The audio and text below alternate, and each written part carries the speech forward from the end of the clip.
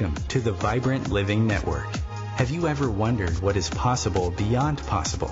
What is the thing you've been wondering and inquiring about? Are you just feeling stuck and don't know why? Are you thinking or are you seeing? Seeing allows us to expand and have this other experience. We want to invite you for that wake-up call. We want to invite your spirit, your soul, so to be more alive, more connected. Glenn Brooks has been a life coach for over 33 years, author of Divorced to Patterns, Not Each Other, an explorer of what is possible. He has worked with people all around the world. Join us for a wake-up conversation, a dialogue with you, and our regular co-hosts, the money healer Stephanie J. Alvarez and Dr. Nicole Kane. We will have some of the most interesting contributors. We will be talking to some of the most interesting people and have some of the most resourceful teachers, wisdom-filled people from around the world join us. Share your voice, ask the questions, become free of the known into a new world of possibility. We are going to talk about all the things you wonder about: how to live, how to heal, how to connect, how to love, how to be seen. Your life is precious. Enjoy it.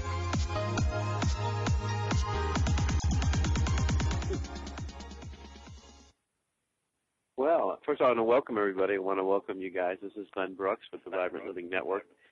After the introduction, I'm not sure what we have left to talk about, though. It kind of covers so much. Today I was appreciating again the magic or what's in between the words, right? You really what touches us. What is it that really impacts us? And it's a lot of what's in between the words, right? Kind of that moment or that pause. In 1955, Joel Goldsmith wrote this book called The Thunder of Silence. And he said that the world's becoming less and less still. 1955.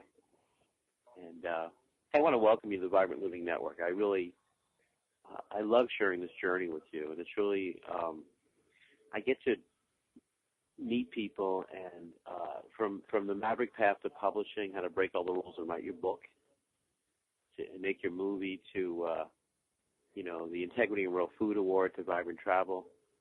There's so many things to explore. And I'm going to just share with you, before I have the honor of bringing on Dr. Nicole Kane, Stephanie Alvarez, that our lives are so much better at 80%. 80%.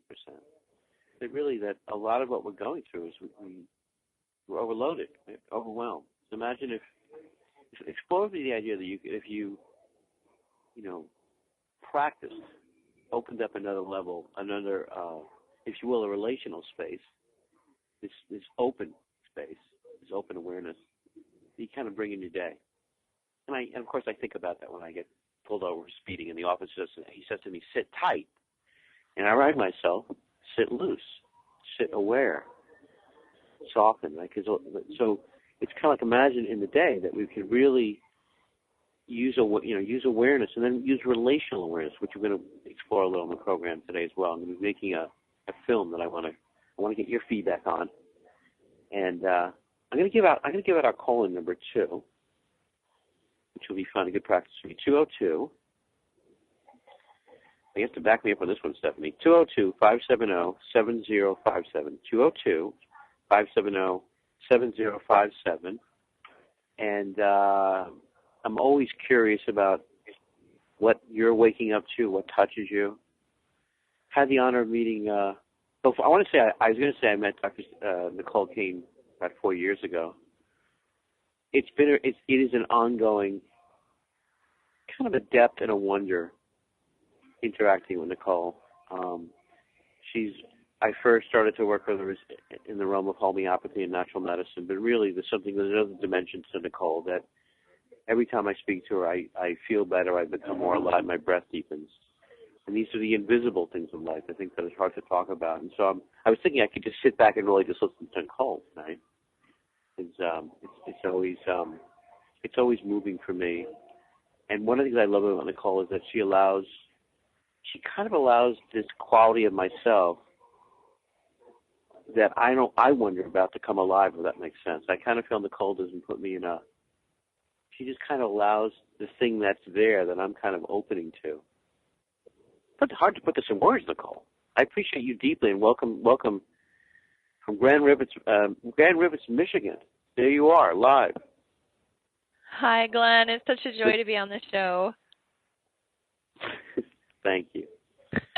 Thank you. It's so wonderful to hear. It's so wonderful to hear your voice. And all right, so Hi. Hi. Why don't you, Stephanie? I just want to say, Nicole. Why don't you? How would you? If we were at a party right now, what would you want to say about yourself to the rest of the party goers? What would you want to share about yourself? My mission in this world is to help people have hope and to open the door of possibility that you can feel like yourself again, and that wonderment is possible, and that it's possible using safe, powerful, and effective natural methods. And things that, Glenn, that you talk about are a huge and central piece of that. And so it's so synergistic and so wonderful to be able to be a part of this and have this conversation with you and with Stephanie. You know, I was just thinking this, Nicole and Stephanie, that when I got asked to leave the classroom, as I did many times, and that's part of why I didn't become a stand-up comedian. I'm actually just going to an improv club now. I didn't become a stand-up comedian because every time I stood up, I got asked to leave. So I associated those two things together. So, but no one ever said to me, "Hey, Mr. Brooks, enjoy a moment of wonderment," or pause for a moment to tune into wonderment. So I realized that when I would leave school and I would cut through the woods to go to back to my parents' house, I did experience wonderment. But when I went to school in the morning, I didn't really know why I was going there. I went there because I guess I had to. And what I did at my lunch break is I started to meet people. I remember I would go to the produce stand when I changed my diet and things, and I realized that this wonderful word, and I'd love you to dive into it and share with people your meaning of it and experience of it, and maybe how you see it as a livingness and as a curative process, wonderment. Because I realized that I always, I guess you could say at the deepest level, that life, highest level of life, and maybe why I love you so much, is that a life of shared wonderment, I feel, is kind of the highest level and the highest expression of life. And I realize that every moment there's a shared wonderment. It happens in my days sometimes. I don't know. It's like I remember I met a woman not long ago. She's walking her dogs. It's those little moments, and I realized, wow, that's wonderment. And it just kind of comes there. And I love that word, by the way, Nicole. So what would you want to share with the audience on any level about wonderment?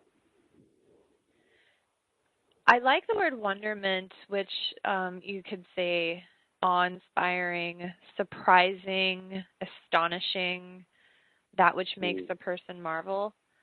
I love this word because it's very open-ended in what that could be. I like it because it doesn't have modern affiliation with anything that a person would have to subscribe to, but rather wonderment is very open to what that would mean to the person who is experiencing it or desiring to achieve it.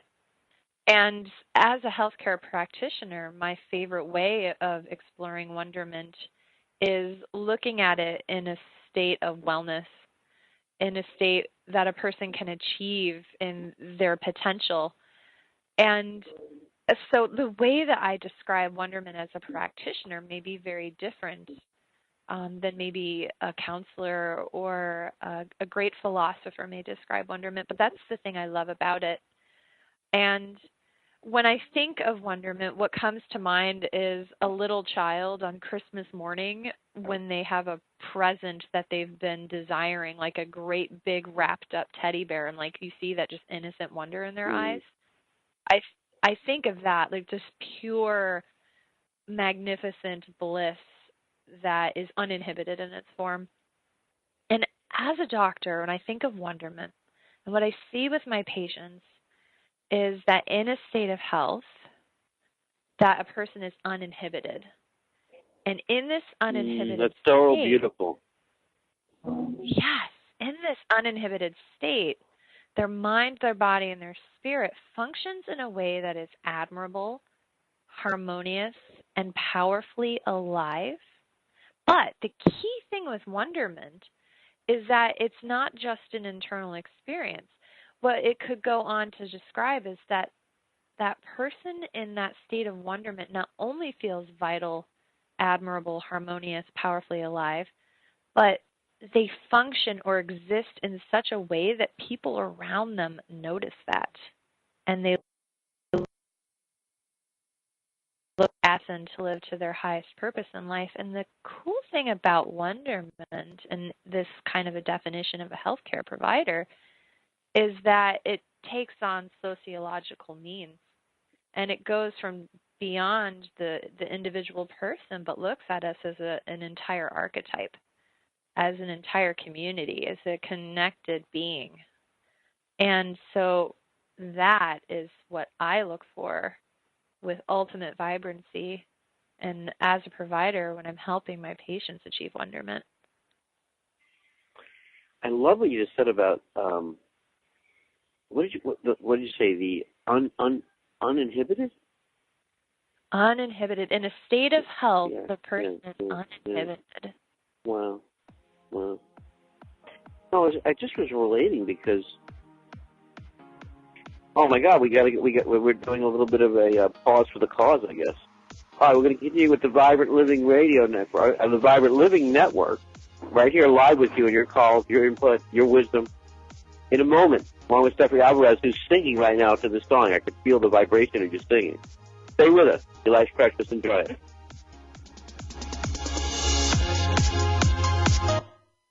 The Real Conscious Connection. OMTimes Radio. IOM FM. Host your show on IOM FM, the radio network of OMTimes Media, one of the more recognized brand names in the conscious community, and is backed by the extensive marketing reach of OMTimes. Hosting a show on IOM FM immediately connects you with our extensive dedicated community. My name is Victor Furman. Some call me The Voice. I've always been fascinated with human nature, spirituality, science, and the crossroads at which they meet. Join me Wednesdays at 8 p.m. Eastern on OMTimes Radio, and we'll explore these topics and so much more on Destination Unlimited.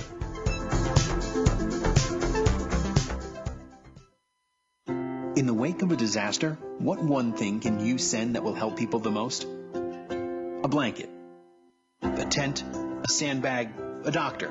Actually, if you send a monetary donation, you send all these things. Even a small donation can make a big impact and can quickly become exactly what people affected by disaster need most. In the wake of a hurricane, your monetary donation can make a huge difference to those in need. To donate, visit supporthurricanerelief.org. That's supporthurricanerelief.org. Brought to you by the Ad Council.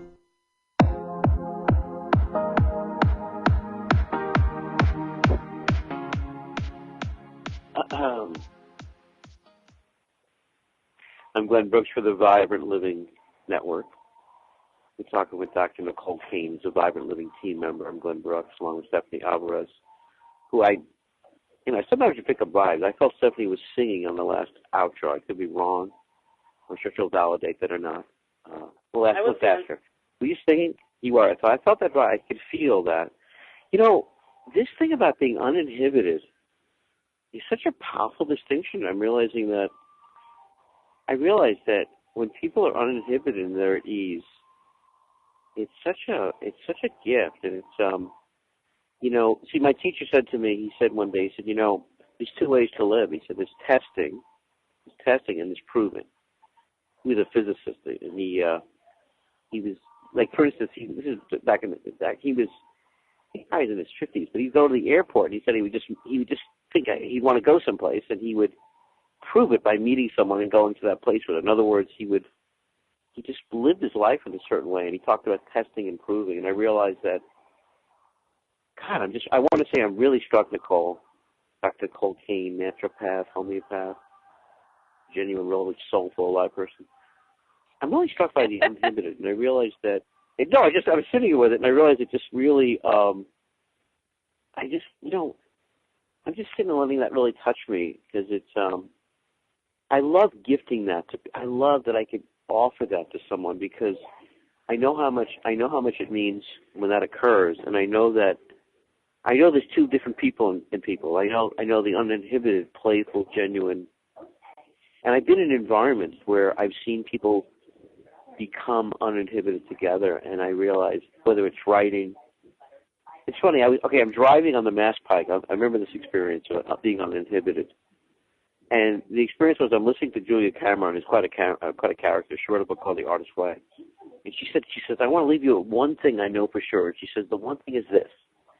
She goes, if your writing teacher, whether it was your college teacher or your high school teacher, they told you couldn't write, she goes, that is a great sign you're a great writer. And I when I listened to it, I realized when I get around those teachers, I felt incredibly inhibited. So somehow that word, when you said it, and how you connected it, I guess, with wonderment, that's a wonderful place for people to breathe from. It's just a different place on the mountain. And so I just want to say I'm struck, I'm touched. And I would say my life as a coach is all about meeting and encouraging couples and families and people to be in that place when they want to write their book or they want to speak. And it's uninhibited. Wow. Just, Mm-hmm. I got to tell you guys a story. I went someplace 2 weeks ago, and I was noticing this woman's back. She had to present herself. She had to say something about her life situation. And I remember she was incredibly inhibited, and her back collapsed. I could feel her back collapse. And all I could do, I haven't really done this that much, but I just tuned in and really just sent her a feeling of support or energy to her back. So uninhibited, wow, wouldn't that be that is such a significant part of the wisdom curriculum of our lives, and how many, it's such a rare thing. Thank you. I'm touched by uninhibited and its relation to wonderment.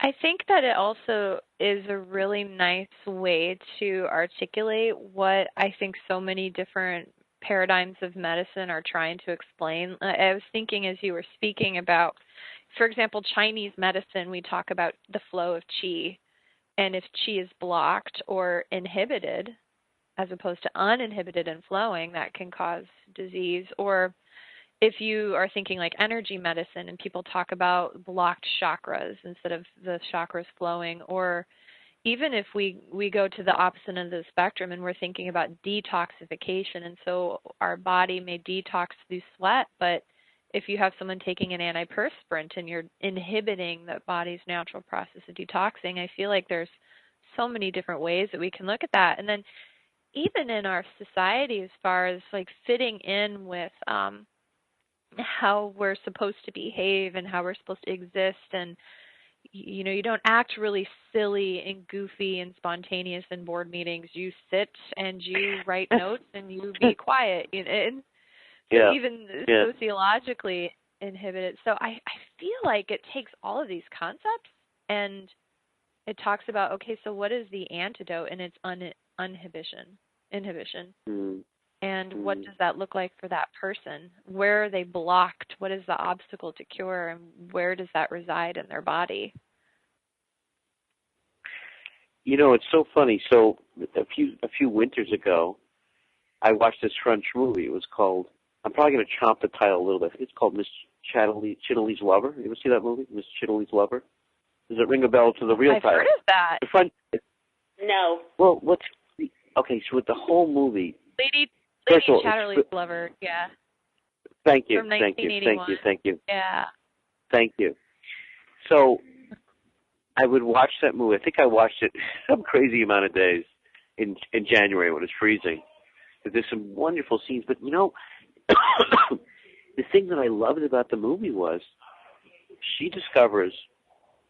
they discovered together this uninhibited state, and it's so rare that's on the screen. That's like profoundly uncommon. In that movie, I think part of what that movie was really about was, because the movie starts off, she's at a doctor's office because she's having some kind of nervous illness, and the doctor says she should go rest, and in some ways she does, but she's kind of still ill, and she's in a relationship that she doesn't feel alive in. And even though I've written divorce to patterns on each other, she meets the handyman, and she meets him in this incredible garden, and they become, there's this uninhibited giftedness that was so rare, and I always appreciate that gift. I feel that around both of you. I feel that the gift that we give each other of being uninhibited, because I realize that, Nicole, what you were just saying, I thought to myself, yeah, there's so many places where the unspoken message is, don't speak, don't move, stay quiet, follow the rules. Like there's an unconscious beat, or non-beat, if you will, and it's kind of like conform to get along, basically, right? Conform to get along. Don't. And it's kind of funny because I notated during the day what people say, right? They're kind of like, oh, okay, don't be weird, don't do that, or like it's this little thing. And the paradox is when they see the actor or actress do something that's really out there, they like it, but they kind of feel, right? There's a certain unspoken conformity. The first time I coached someone, Richard Wampledorf, he came in, and he was such an unusual person. He came in and he would, he booked an hour with me, and I really didn't know. See, coaching, I was a life enhancement consultant. That's how I started this. And he sat down, and then he would leave. And I thought, wow, he's leaving early. I guess that's it. He's not really, there's no benefit. But he'd always come back. So I started to learn from him that value is bigger than money and time. There's a certain other quality that rarely do we discover. But somehow, uninhibited, it's so funny. I'm really happy. Uninhibited. I make an appointment with Nicole, and I had this, I had the worst rash of my life, actually. I never had a rash. I had a rash that I had done a year-long series on ways to deal with Lyme disease. And this friend of mine, who's a holistic infectious disease specialist, she's very funny, Irene Grant.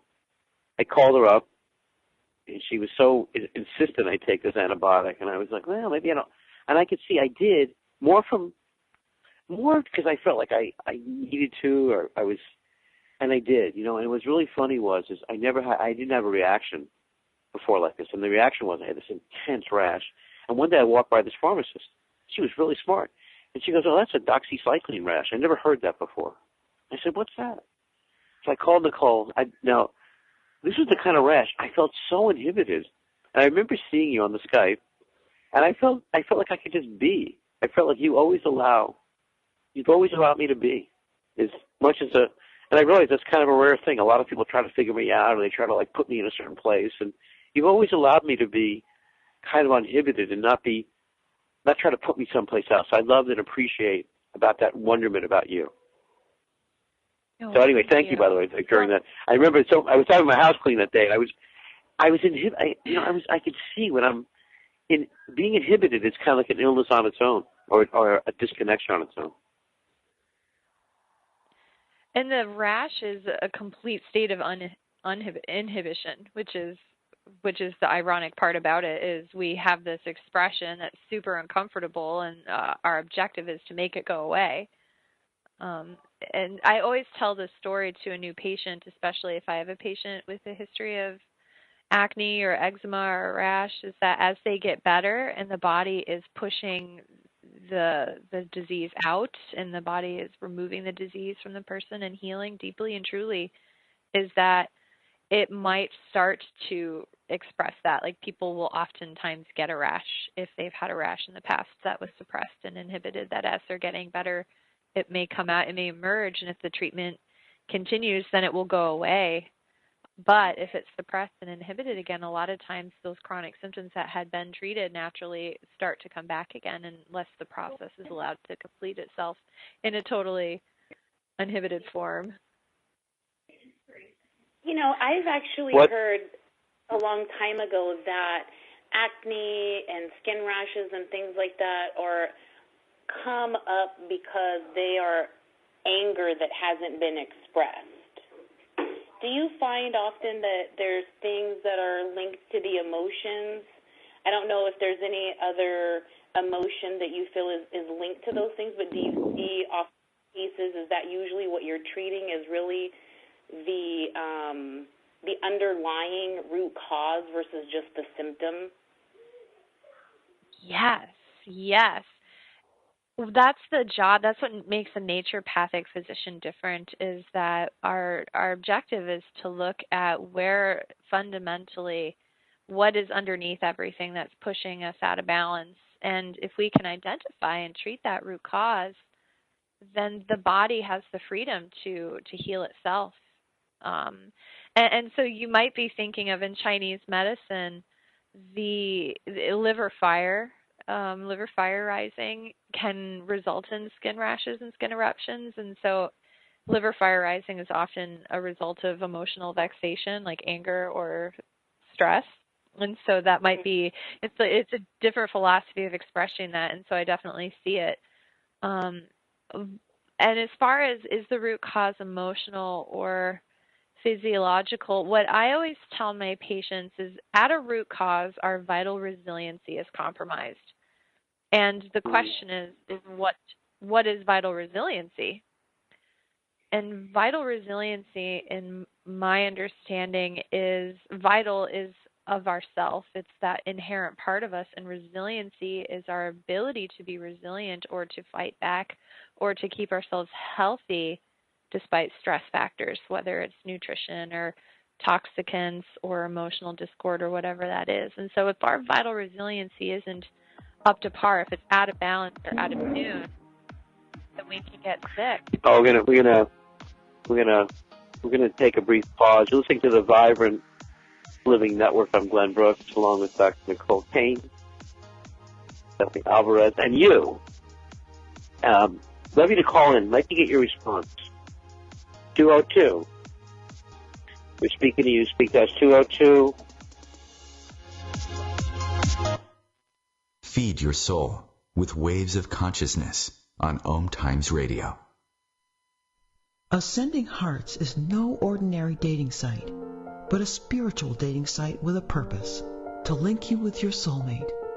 We engineer the serendipity so you can trust that you will attune with someone that has the same matching vibration as you. Ascending Hearts, the conscious dating site for the spiritually aware. Try Ascending Hearts for free. AscendingHearts.com. Grab a cup of tea or a glass of wine and tune in for Inspired Conversations with publisher Linda Joy on Tuesdays at 2 p.m. Eastern. Linda creates sacred space for leading female luminaries, empowering authors, heart-centered female entrepreneurs, coaches, and healers. A soulful venue where guests openly share the fears and obstacles they've overcome, wisdom and lessons learned, and the personal journey that led them to the transformational work they do in the world. Inspired Conversations to empower you on your path to authentic, soulful living.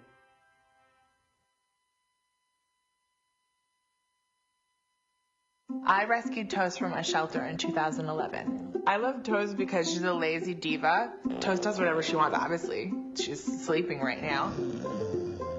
She's so loving. She's so comforting. When I walked into the shelter, I knew right then that she was special. Toast, Instagram star and shelter pet. Amazing adoption stories start in shelters. Start yours today. Visit theshelterpetproject.org to find a pet near you. Brought to you by Maddie's Fund, the Humane Society of the United States, and the Ad Council.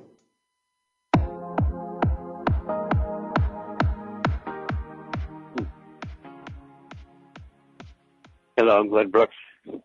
I'm glad you're with us tonight. East Coast time, 6 p.m. to 8 p.m. on the Vibrant Living Network here on OMTimes Radio.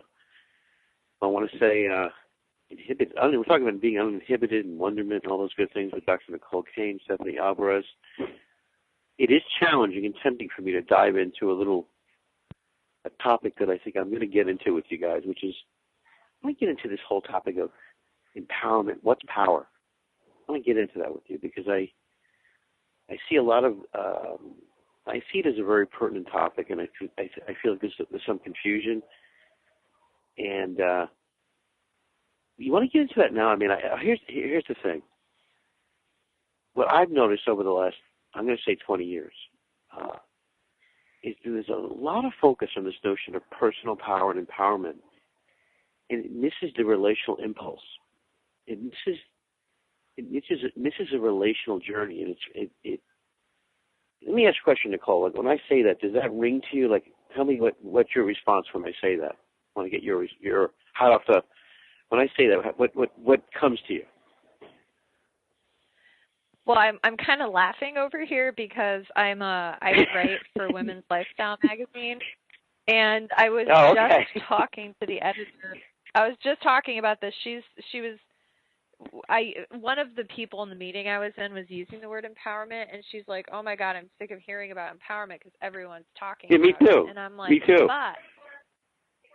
But there's a reason that everyone's talking about it, and I think that there's something really rich in that conversation about, okay, so what is with this narrative of the authority or it was silent.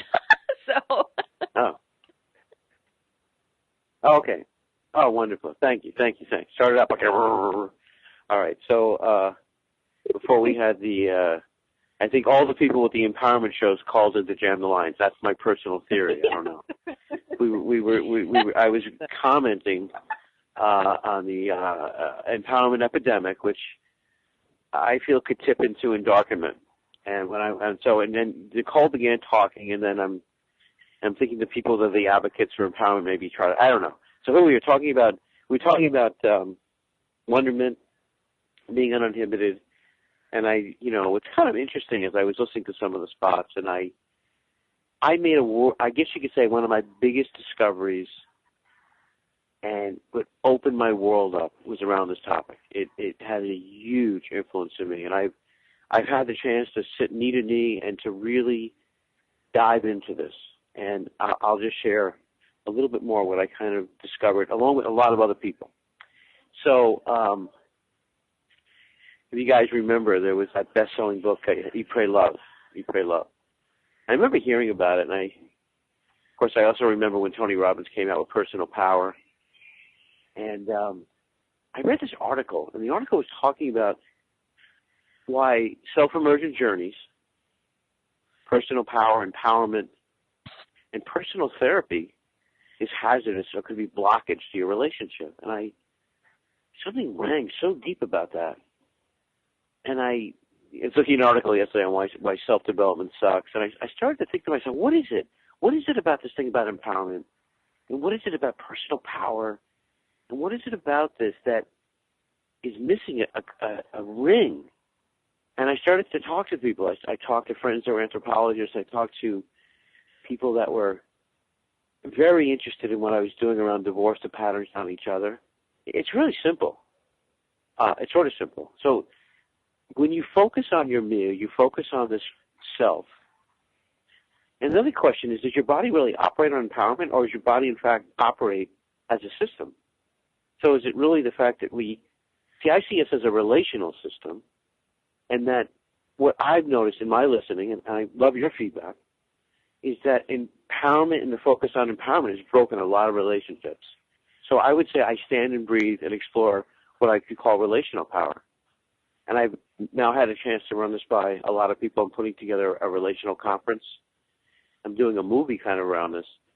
So I feel like developmentally, or you could say evolutionary, I feel like we've gotten a little stuck there.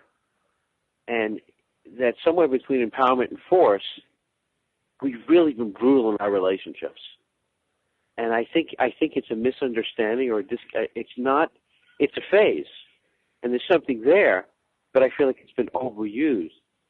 Because ultimately what we want a relational, uninhibited expression.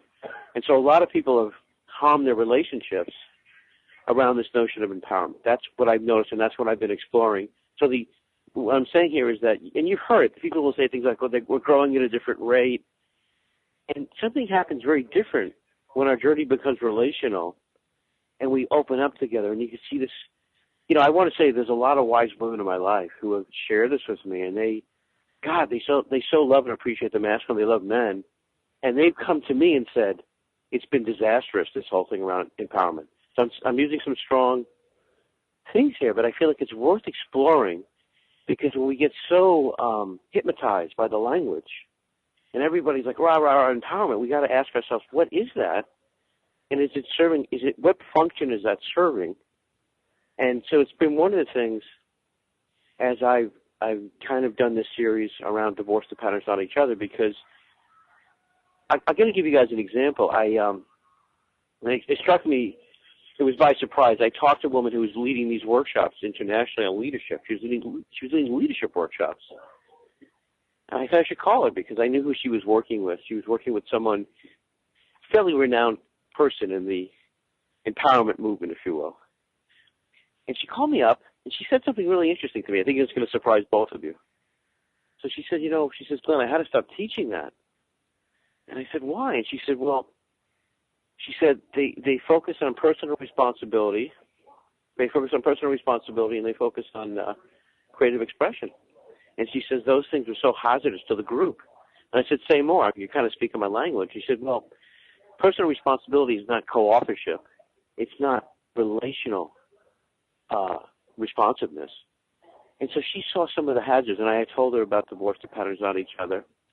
So what I want to say is that inquiring into this, and it's not that I'm obviously not against this notion of empowerment. I feel like the way it's used and the notion of it has created more division and misunderstanding. So to just keep throwing out that language, I was sitting with someone yesterday, an herbalist, and I said to her that, and I said, some of this empowerment leads to endarkenment. So I think we need to ask ourselves, is this thing contributing to bridging a new world together? A little while ago, I want to introduce you guys to a woman who hosts a conference. She does a big conference in the city. Her name's Anita. I'm forgetting her last name. She does a conference on health, sex, and immunity. And one of the things she did, she did it so well. I'm not going to be able to do it the justice that she did. But she said, what's kind of interesting is we live out these trances. So, for instance, there's a trance that some women hold, and women, guys can call it. I love to get your feedback. So she says, in that trance, it's a past trance fallacy, that there's a certain way of seeing the masculine, or seeing the certain way of seeing men, or the masculine energy, that creates a lot of division. And she was talking about the necessity. She was talking about the times from different, mystic and different what am I looking for? Different historic ways of interpretation. And of course, she was saying we need to have a new beginning, because often some of these ways of seeing things has created more division. And so she was kind of saying we need to tell a new story. So one of the things I'm really interested in here is kind of like, what is this new story? And you could see in a new story, in a new awareness, we come together. And by the way, that's where we become uninhibited. Because what I've noticed is, in some of the conversations, and I want to hear what you guys think, some of the conversations of so-called empowerment has created a lot of isolation and fear and force.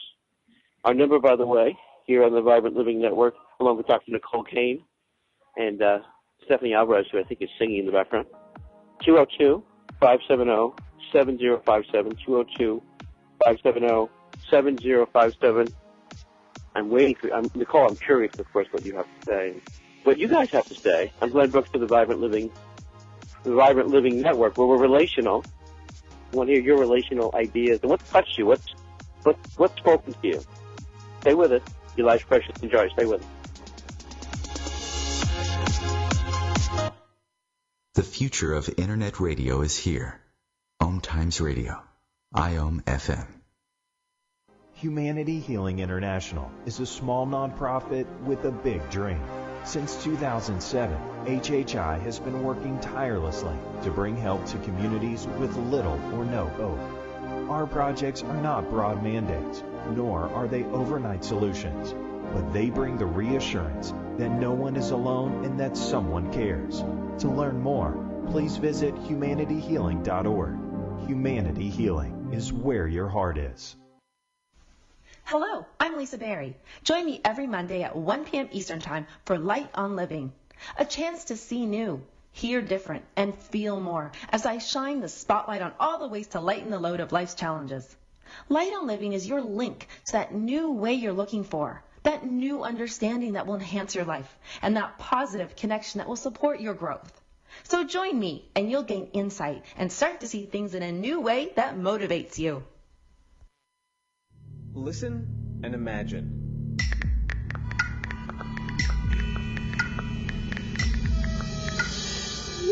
It takes 5 seconds to send a text, and for those 5 seconds, you're driving blind. Life is worth more than a text. Stay alive. Don't text and drive. Visit StopTextStopWrecks.org. A message brought to you by the National Highway Traffic Safety Administration, Project Yellow Light, Noise, and the Ad Council.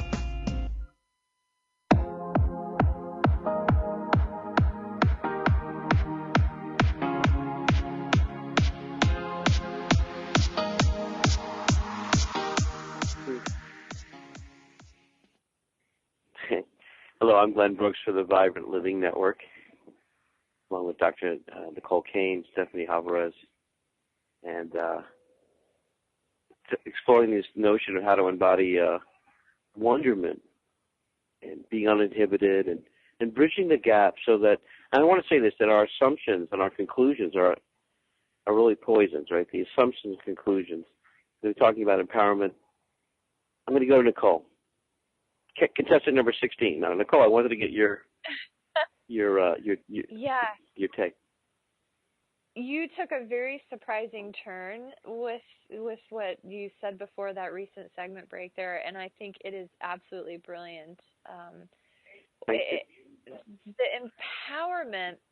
It's interesting because I was just talking with a colleague of mine who was describing how people like to swing from chaos to control, where empowerment it can often take the place of control, like I'm empowered, I'm in control, I can do this, which can become very fundamentally stuck in that place in a response to that feeling of being powerless and out of control. But what it sounded like, what I was thinking of as you were describing coming together uninhibited, it's the relinquishing the need to swing like a pendulum from one extreme to the other, but rather just being mindful, being in the middle. And I think that's really inspiring because it's like detachment and freedom from expectation and being who you are, where you are now. Yeah, no, I'm just taking that in. That's another interesting notion. Say more. I find that very intriguing. Well, the number one thing that I hear people say to me when they come to my areas, my expertise is naturopathic approaches for depression, anxiety, bipolar disorder, and so people are coming in with these concerns. And what I hear time and time again is, I'm afraid of losing control. I'm afraid of what will happen if I can't control this. All my problems, and I can't fix it. I can't control it, and that's why I'm here. I want to feel more in control. And so a lot of the narrative is about controlling it. And it's interesting if we think of our healthcare system as it's kind of hedonistic in the sense that it's all about feeling better and avoiding pain. It's about controlling the way that our body is expressing itself. And it's interesting, it's kind of paradoxical about how we can actually inhibit our body in our objective to be empowered over our body, which is kind of counterintuitive. You're kind of getting my wheels turning about this. And it makes me think about that empowerment narrative and like how can we change or reapproach that from a truly integrated way? Yes.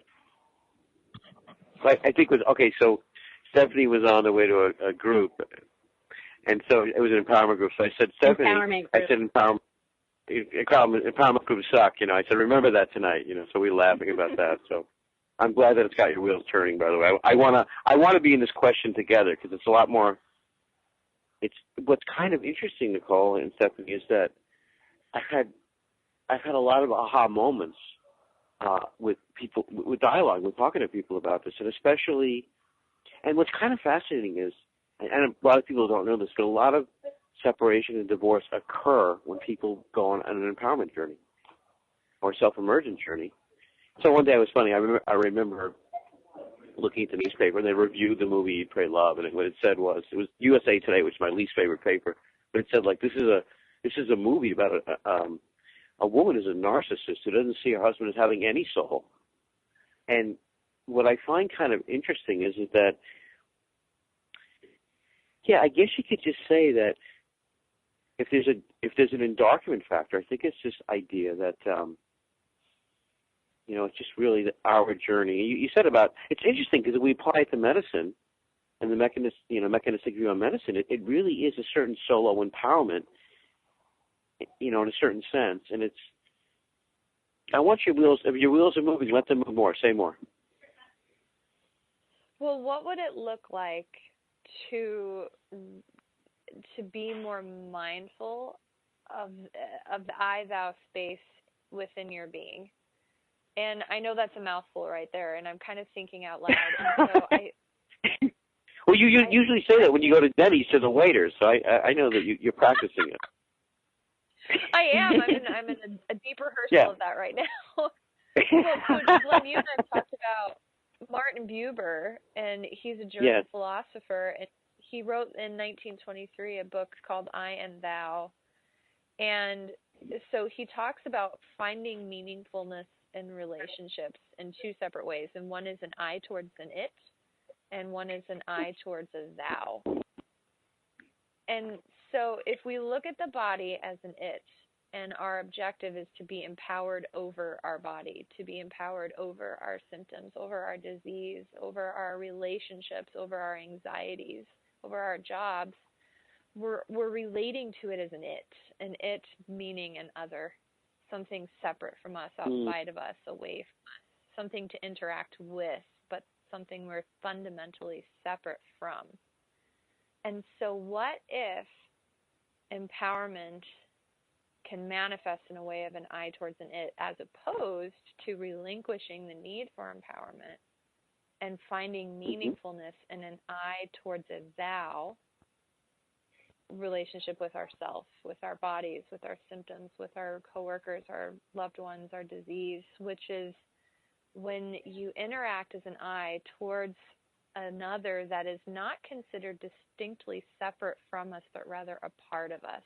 It's a word of relations, something we relate to, identify with, connect with, understand, involve with, associate with, couple with, and engage with, and very deeply and intimately. I wonder what kinds of implications that would have.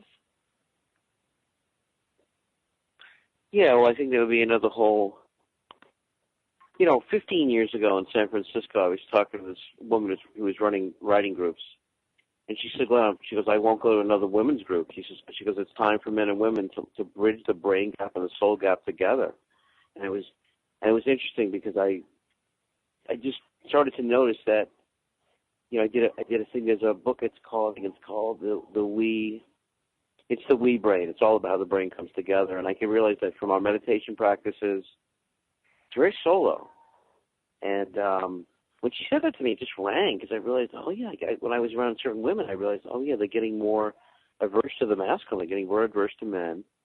And that was becoming, and then even doing events where men are excluded. And I thought it was kind of interesting this was happening. And at the same time, I was meeting women, wow, they just opened my eyes up. I could see they had a very different relationship to this. And so I'm just a little bit, what word to use? I'm kind of aware when I hear this word, because I guess you could say the interpretation of how it's used, I've noticed is creating more division and force. And so I'm curious to get your take, as you mentioned you're writing for a magazine that kind of, it's one of those words that I think a lot of people aren't conscious what they're saying when they use that word. Like when you talk about being uninhibited, I feel wonderment from that. I feel a sense of joining. When I hear, and I know words are often twice removed from reality, but a lot of what's behind some of the empowerment movements, I don't think are conscious of it, or they revealed to me and said to me, it's hurt their intimate relations, it's hurt their marriage. And they didn't see that. So I think it's awareness, and to see as an example, is there a hidden thought virus on what we're speaking about? Like, I think to be able to get underneath these words, and that's my awareness and concern, and it's a very different feeling when I talk about relational power. Yeah, and it's interesting because going back to living a life of wonderment and living a life uninhibited, that can mean so many different things to different people, but it feels less like that pendulum swing from one extreme to the other. It feels more like I am authentically, unapologetically becoming who I am becoming. And I think that I think there's an energy behind it. So to me, I've been to different events, different workshops, different summits about empowerment. And I can say that some of them, there's an energy of attacking the man or the male, the masculine. And some of them, I would just say it's neutral. I wouldn't say it's about necessarily connecting, but I would definitely just say that there is a neutrality about it.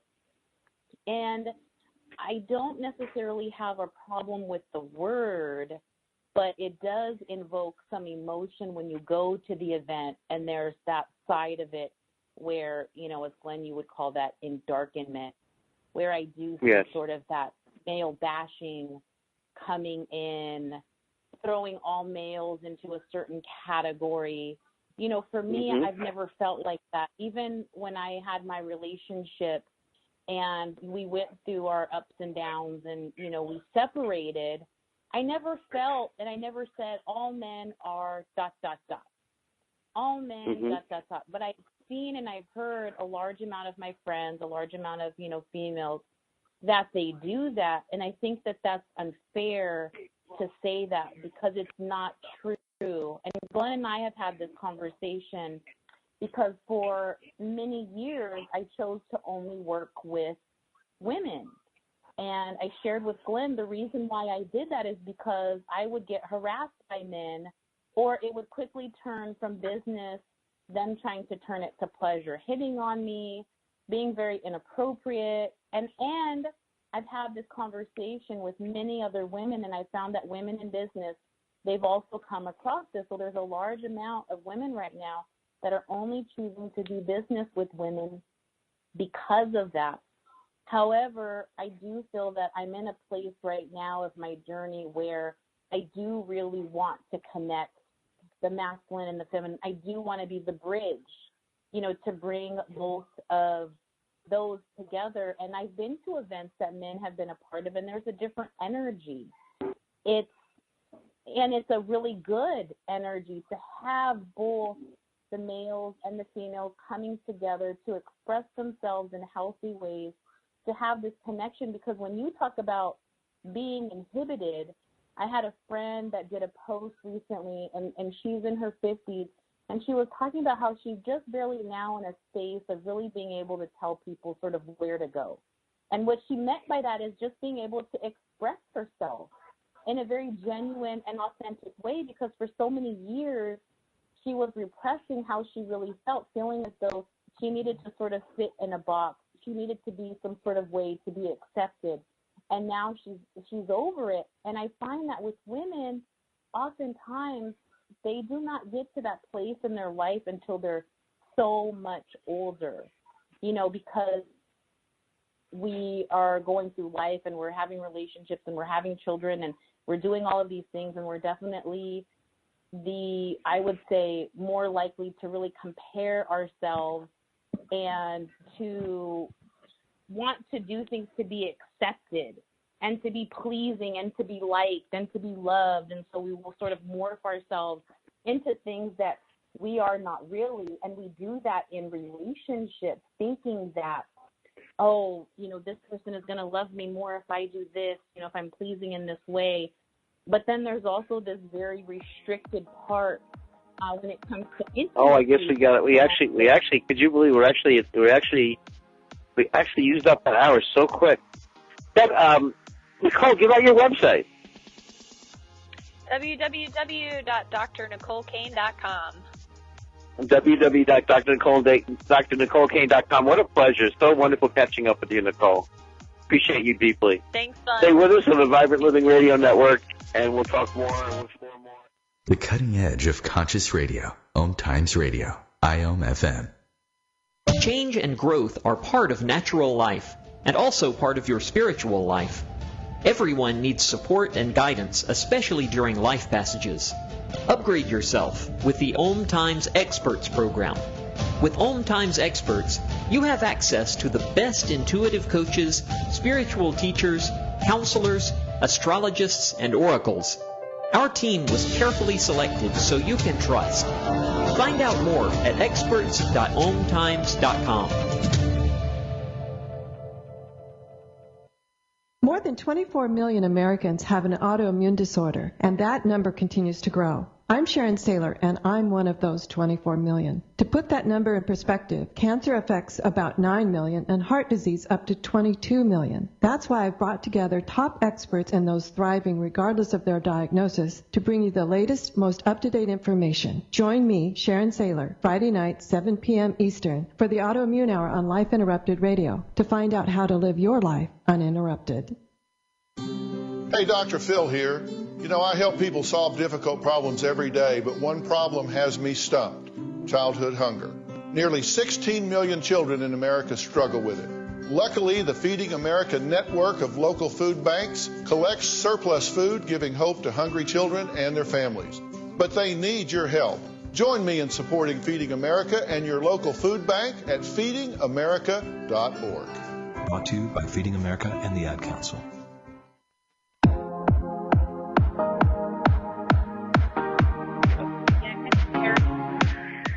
You listen. Hi, I'm Glenn Brooks. You're listening to the Vibrant Living Network, where asking a new question and inquiring is a powerful thing. Hey, let me get your. If something moved you or sparked you, I'm going to give out our number. Actually, somehow I don't have the number in front of me, along with Stephanie. Oh, I do. I just found the number. God, I did. Awesome. I always love catching up with Nicole so much. Hi. Okay, we're going to get to Ariel. We're just going to grab this number, and then we'll get to Ariel. 206. Okay. 570. 202. Yep. 202. 570-7057. Oh, let me just look at that again. Let me see. Yeah, I agree with that.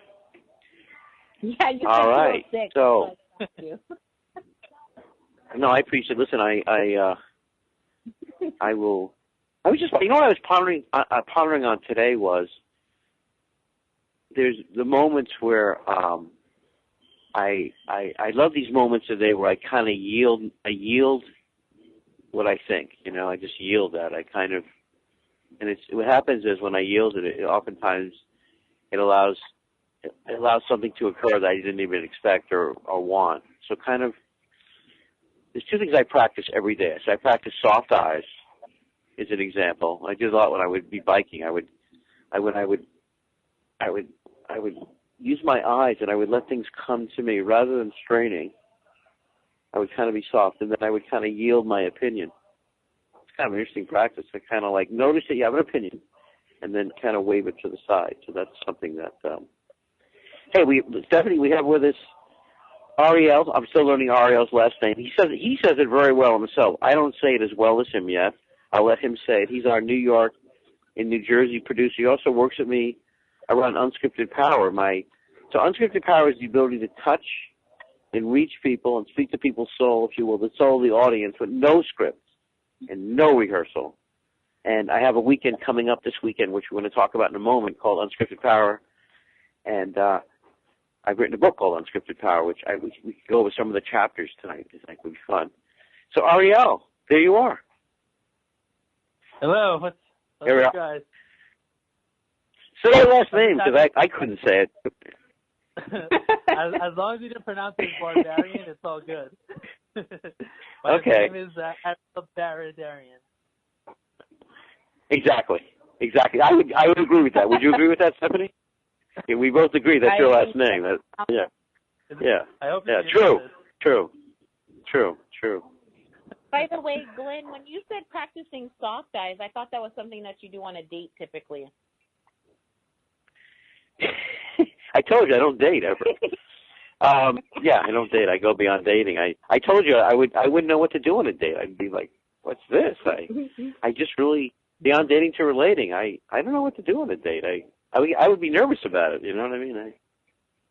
I never quite got that. You know, I never got it. As a matter of fact, when people tell me about it, it sounds really startling to me.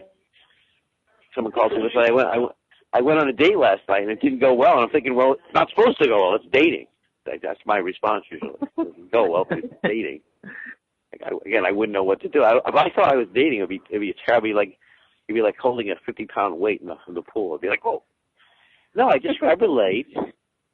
I relate and see, what's there, and then I really have a lot of unusual experiences because I think somehow, I don't know, maybe it goes. I do have an input about this. I think it actually opens up another part of our nervous system, and so I've had a lot of things that people would probably call miraculous. Okay, I'll give you one more distinction, Ariel. Okay, so here's another one. You don't want to get to know someone. Okay, I want you to write this down. Do not get to know someone. Don't get to know someone. Don't get to know someone. So what you want to put instead of that, you want to recognize someone. Now, the first day I was aware of this was about 6 years ago, and I was biking to an FM radio station, and I was like, wow, knowing gets in the way. Trying to get to know someone, it's terrible, because then that's what they say to you 6 months in. They go, I know you. I don't like you. Red flags. All those, you know what I mean? Knowing. Terrible. So I have my beloved teacher, Dr. Norman Shealy. She's turned 84. I love Norm so much. He's a neurosurgeon, and he's one of the most curious people I've ever met. So I had Norm on the air, and he was married 50 years, and I say, hey, Norm, I go, this whole thing about knowing someone, I go, I think it's terrible. I don't want to get to know someone. I certainly don't want it to get to know me. I want to be in this thing of recognition that seems to me much deeper. It's not just semantics. There's something there. And he says, Glenn, he goes, I met my wife. She walked by me. She was with some other college student. And he goes, I had immediate recognition. It was her. She looked, and she saw him, and they were married 50 years. So this cultural, I feel like this is like a trap, dating. So I don't know. That's my. So I actually. So what's your take, Ariel? What I just said. Give me your wisdom meter. You, as a homeopath, you're going to be married actually in about a month and a half, right? Something like that. Yeah, it's so great. Congratulations. Thank you so much. Really appreciate it. You're asking regarding to dating itself, like going out. Anything that bubbles. Anything. Just stand up, grab your microphone, and say something. I don't know. It's honestly, from yeah. No, I mean it's funny with what you spoke about because honestly, from my perspective, with dating and with anything in life, anything good in life always comes from the unknown. It's something. Yeah, beautiful. It's the best. Yeah. It's beautiful. It's glorious. It's like true love. It's real. Yeah. The way I met my soon-to-be wife, it really was like one of those good examples.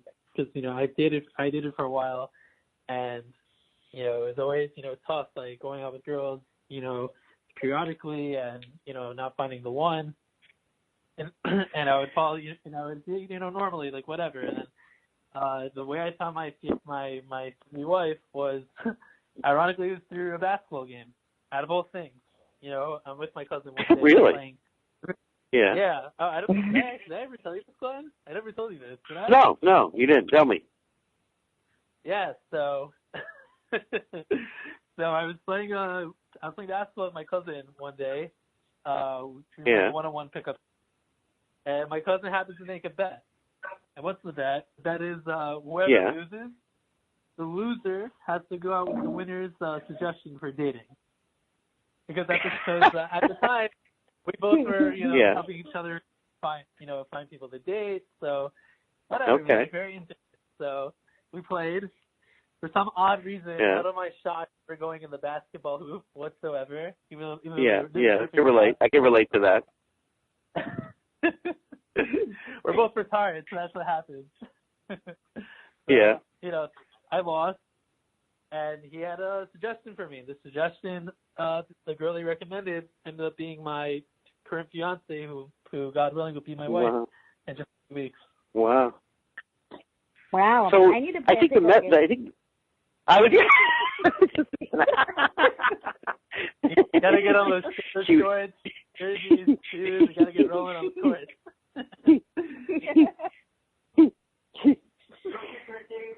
But honestly, seriously though, the best things in life, they usually come for the unknown. And because whatever is, hidden from people, or whatever is kept on more of the D-low, it's usually, those are the best things. It's really true. I want to share with you guys a story. I haven't told this story, but somehow you triggered something about what you said, and I have no idea why, which is good because I don't know. Many years ago, I went to see this doctor, Dr. William Baum in New York City. He'd been in practice, oh my God, at least 60 years. He had this incredible head of white hair, and he was giving this lecture. I went to the lecture. I was in my teens, and I was just so curious about, oh my God, there's this other whole world where people don't take drugs, they don't get surgeries, and, I never saw my grandmother stand up, ever.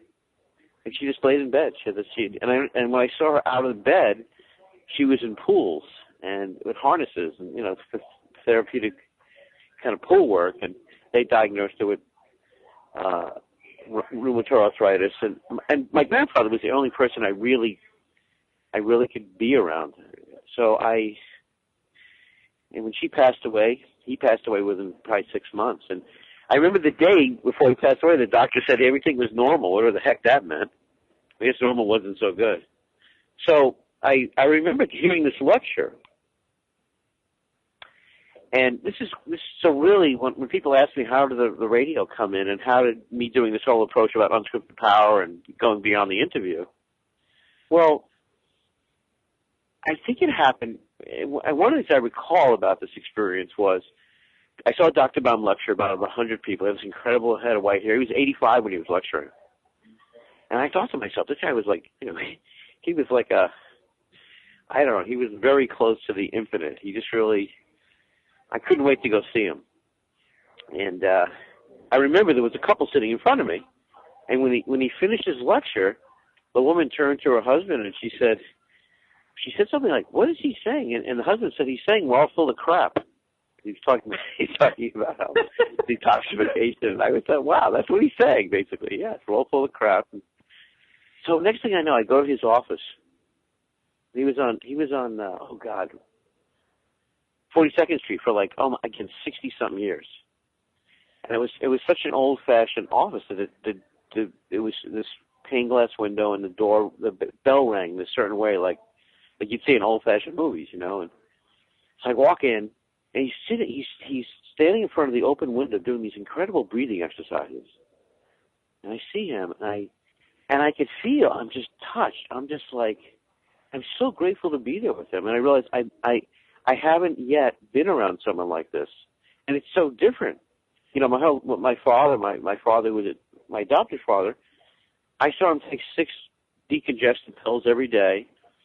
And I realized my parents, I didn't know much about God, but my parents thought the pediatrician was God. So I had never met anybody like this guy. And so he's standing in front of the window, breathing, and he looks at me, and he throws me a quarter. I caught the quarter. It was one of those days where I caught something. I caught the quarter. And he said, flip the quarter around. And I said, okay. And he said, look at that picture, or look at that imprint. And I did. It was a picture of this striking woman, And he said, that was my wife, Doris Baum. And he goes, if you go to the Plaza Hotel, that's also my wife. And he told me when she was a little girl, she fell off a horse. And she never really recovered. She had hunchback.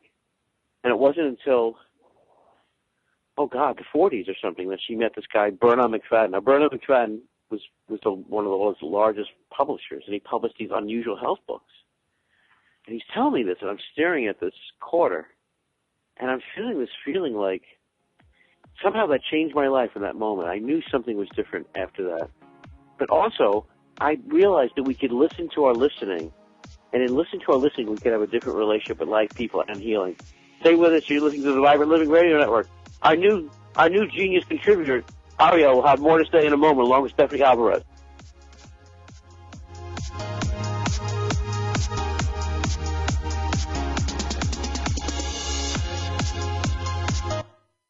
Bringing a more conscious lifestyle to your world.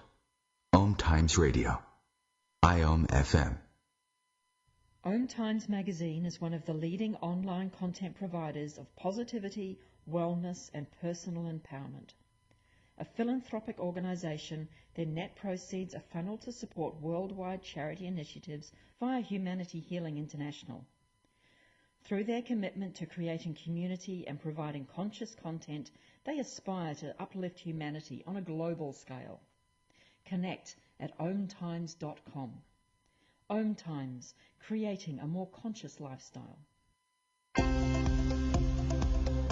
Eros Evolution is where sexuality and spirituality meets. Join me, clinical sexologist Martha Tara Lee, on Eros Evolution on Thursdays, 4 p.m. Eastern on OMTimes Radio. Listen, my life changed because someone was there to get me to use drugs. No one can understand. People think that having someone who will listen makes it better. I need help. I'm listening. I need help. I think that having someone who will listen makes it better. People understand. No one can get me to use drugs. My life changed because someone was there to listen. Go to heretolisten.com for tips and tools to turn addiction around. Brought to you by the Ad Council.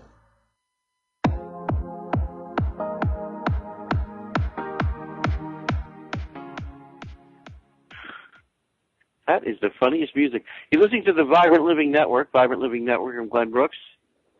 And Ariel is our producer of the Vibrant Living Network in New York and New Jersey. If you want to become a vibrant host. In a moment, we're going to discuss what's a vibrant host and why do I love educating people to host their own shows on our Vibrant Living Network. And I'm just going to tell you the end of that story, which I realized I didn't finish. I wanted to make a point to you guys, which was, and then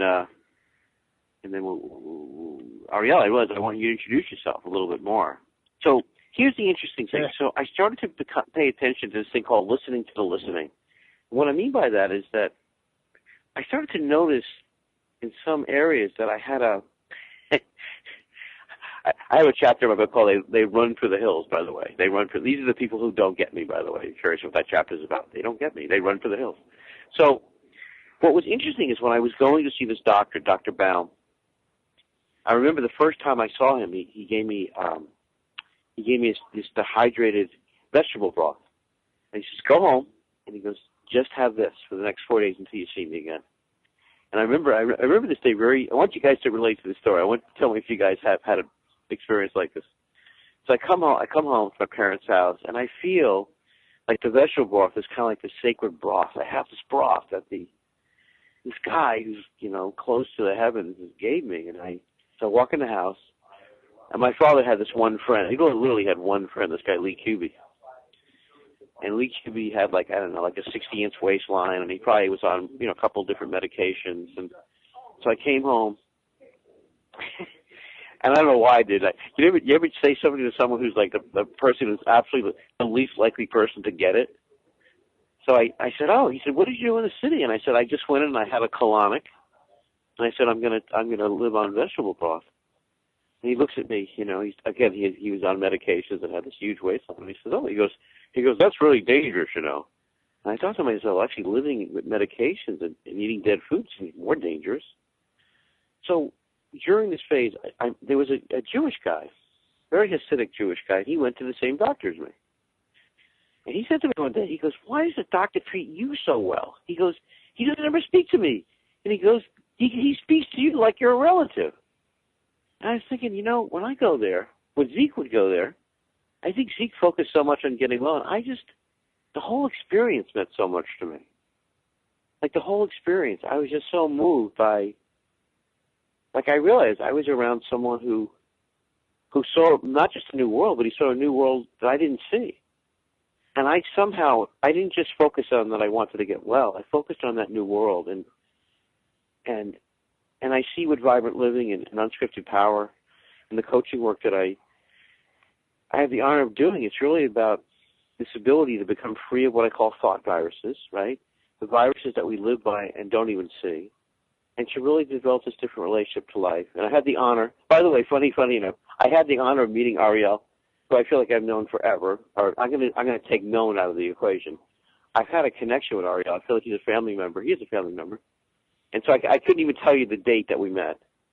But he's my New York City producer. He works on Unscripted Power. Why don't you share something about yourself, Ariel? Why don't you talk to people And then Jennifer will come up with a joke. I call her Jennifer. That's what I call Jennifer. I call Stephanie Jennifer off the air. It gets very confusing. I just did it. So I was going to say Jennifer, Stephanie would make a joke. I just did it again. Please help me. Introduce yourself to people. Tell people about yourself. I know I need help. Help me. I'll help you. So yeah, thank you. And thank you for the intro before. Very nice. My name is Ariel Baradarian, and I practice as a certified homeopath. I practice in the New York, New Jersey area, both in medical and integrative clinics, and I also work with clients all over the United States online through video chat as well. And I practice a wide variety of different types of people, men, women, children, with all different types of, psychological and physical, and in some cases even spiritual, issues or imbalances as well. I personally specialize in anxiety, depression, autoimmune disease, skin complaints, and in general, and also general female and hormonal health. And I met Glenn. Actually, it was very interesting. I met Glenn a few months ago. I believe it was in September, correct? That we met. I'm just listening. I have these moments, Ariel, where it's one of those moments where I reached out to you and I felt, wow, this guy. I don't know. I guess you could just say I had the sense that there was something powerful here, and yeah, it probably was September. God, it's hard to believe. It's hard to believe that was just a few months ago. So yes, I'll agree. Yeah, really, right? Yeah. Wait, yeah. Glenn, you told me that you met at a women's empowerment event, Glenn. Exactly. we were undercover. We were undercover anti-empowerment people, and we were at the Empowerment Sucks conference next to the Women's Empowerment Conference. Correct. That's exactly how we met. Yes. Ariel said he couldn't take it anymore. He was going to go and bust the doors down and put up a stand because he wouldn't want to be excluded. That the masculine power deserves to be seen and revered. That's what he said to me, and I said, that sounds like a good idea to me. I was very, very mellow when I said it to him. Had to pump in some He told me I was too. He told me I was too mellow. He said, Glenn, he goes, we can't take this crap anymore. I said, teach me more, and then he busted the door down and he gave a lecture at the Empowerment Conference of Women, and they loved him. So I said, I got to work with this guy. That's how. Yeah, that was the story. Thanks for bringing it up, Stephanie. You got to get up the ladies sometimes, So. Yeah. Anyways, it's very interesting that me and Glenn met because Glenn's message that he likes to spread to people is literally what I practice. Like when I work with people, it's not just my homeopathic practice. It's not just helping people get better or get treated necessarily. It's more that I try to empower people, and they're not just their health, also in their well-being and just for their life in general, in order to take full control of their life and be the person that they want to be. It's very interesting because the name I kind of gave for my practice is called refuah homeopathy. The word refuah it's actually Hebrew. It's the Hebrew word for healing. In the Hebrew language, when someone mentions healing, refuah, it's not just a physical healing. It's also a spiritual, psychological healing. It's a holistic healing on all different levels. If you ever attend a synagogue and they give a blessing to those that are sick, the text usually bless those to get a recovery, both physically in the body and also spiritually in the soul as well, in all different ways holistically. So when I really work with people, that's beautiful. I also work with them to get, to not just feel better, but to really get that message out that they want to get. And as a homeopath who works especially very closely with, the Jewish community in the East Coast, in New Jersey, New York, that's something I also work specifically with because many people, they live their lives not be able to be the person they want to be, to overcome the obstacles they want to go through, the challenges, whatever they may be.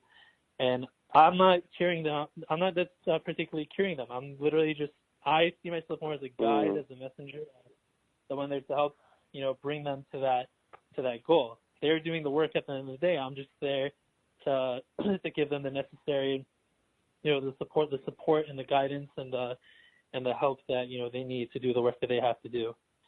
And so when I met Glenn in September and we spoke about unscripted power, that's something that really, really spoke to me a lot. It really spoke to me, to myself and my soul. And it's something that, I, as a homeopath, one of my goals, one of my motivations, as somebody who grew up in a family that valued natural holistic medicine and the messages and the philosophy that comes with it, I've always had, I've always been very motivated and to kind of bring that message out to everyone, not just in the Jewish community, but also, to other people, to the world, with, the message of homeopathy, of holistic healing in general, of, relational wisdom, of people reaching their goal and reaching their potential and maximizing their potential to be the best that they can be. And it's something that's beautiful, and I think anybody and everyone can attain. And I think through things like this, like homeopathy, unscripted power, et cetera, I think, it gives people the vehicle and the power and the ability to really accomplish that. Well, I think two things I want to acknowledge. You guys are listening to the Vibrant Living Network. The Vibrant Living Network. I'm Glenn Brooks, and along with Ariel, whose last name we'll say in a moment, Stephanie Alvarez.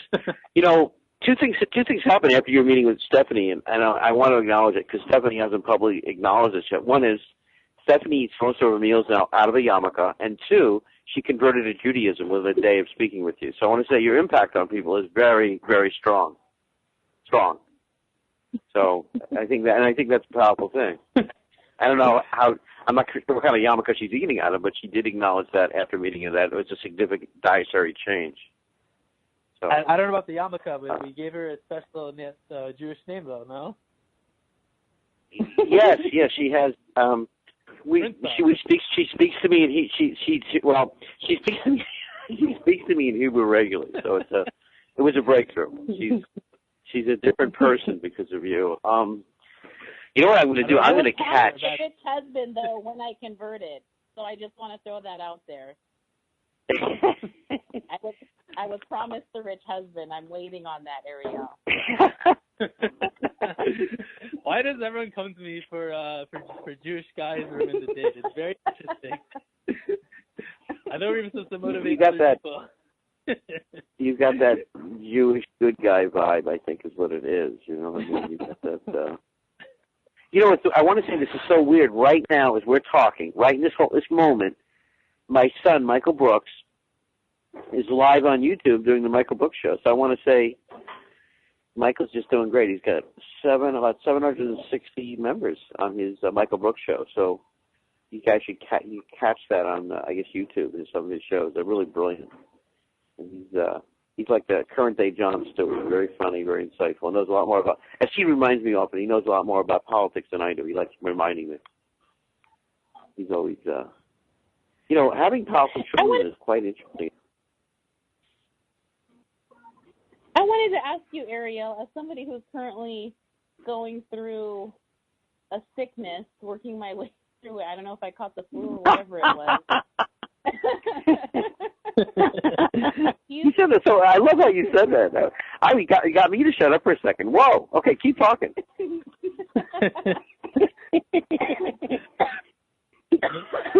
you suggest those over-the-counter cough drops as a homeopath? Over-the-counter cough drops?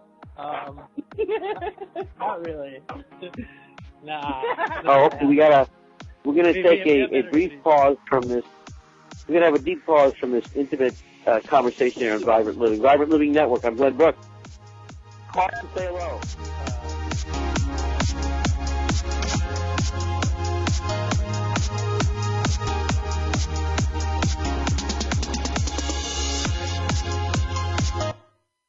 Your conscious connection to a more mindful world. OMTimes Radio. IOM-FM. The number one reason girls drop out of school in sub-Saharan Africa is lack of access to feminine hygiene products. The Pads for Schoolgirls project, an outreach of Humanity Healing International, is changing this paradigm by setting up sewing programs at schools, teaching girls a vocational skill, while producing the reusable pads that help keep them attending classes. The girls pay it forward by making and giving pad kits to other girls in need. To learn more, visit humanityhealing.org. Humanity Healing is where your heart is. Have you bought into the idea that you have to work hard for your money, that business is hard? I will share some dynamic access consciousness tools to get you out of your own way so you can create a business that actually succeeds. Join me, Simone Millisers, on The Joy of Business at 4 p.m. Mondays Eastern. Chris, you're not acting like a grown-up in our relationship. Am too. There's your comic book collection, the race car bed. I'm young at heart, but I put money into my 401k every paycheck. I'm taking control over my financial life, and that feels pretty grown up to me. Put away a few bucks, feel like $1 million. For free ideas and easy ways to save, go to feedthepig.org. That's feedthepig.org. Are those footy pajamas? This message brought to you by the American Institute of Certified Public Accountants and the Ad Council.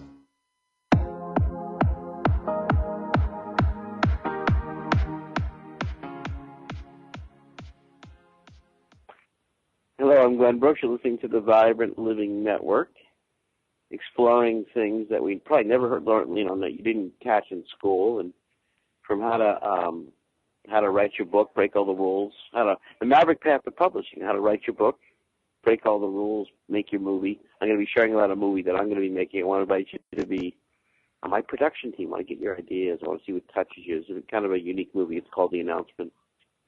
Ariel, who says his name much better than myself, is with us. He's my New York City or New York area producer at New Jersey. Also works for me on Unscripted Power, the ability to touch and impact people with no script and no rehearsing. I got a weekend coming up this weekend, and I'm going to come to New York. And Stephanie Ariel recently became Jewish and is waiting for a Jewish husband to arrive at her door, and is going through an illness right now that she was...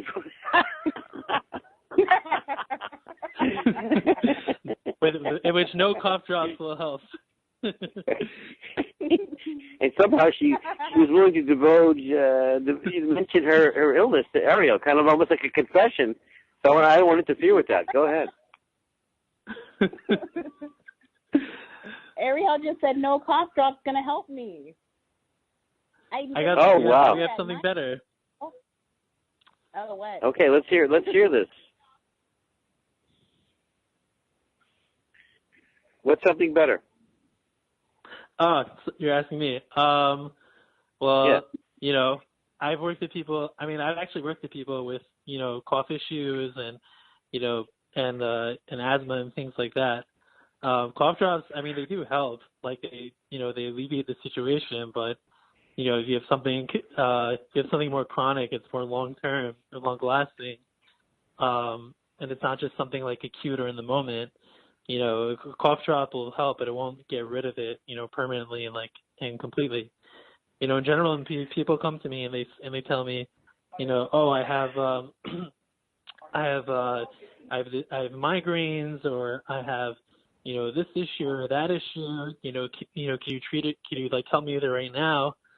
It's funny because when people have these long-term issues, these are all, these are just a branch of the overall problem, of the overall core of what's asking to be healed in a person. When I work with people all the time like this, and usually in our consultations we start out with a chief complaint, whether it's a migraine or the back pain or the digestion or whatever it may be, and then by the end we cover we end up going through an entire person's case story, from A to Z, their life, their lifestyle, what they're dealing with, what are the challenges that are holding them back from being who they want to be.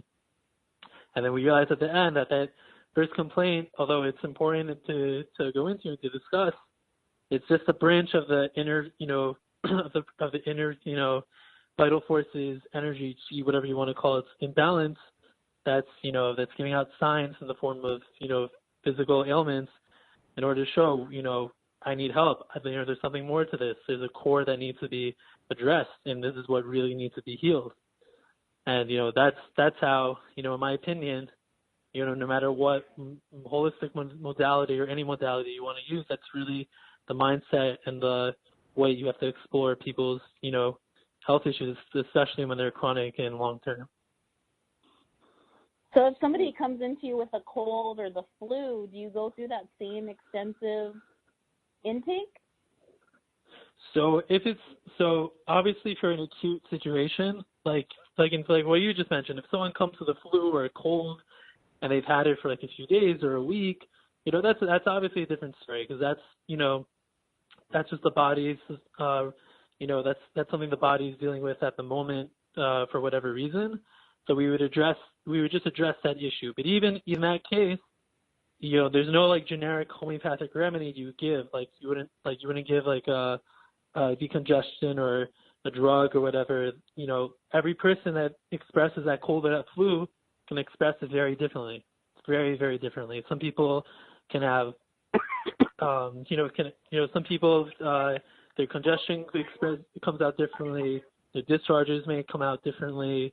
The way, the time of the day, it could be, depending on the time of the day, everyone is different, is better or worse at certain times of the day.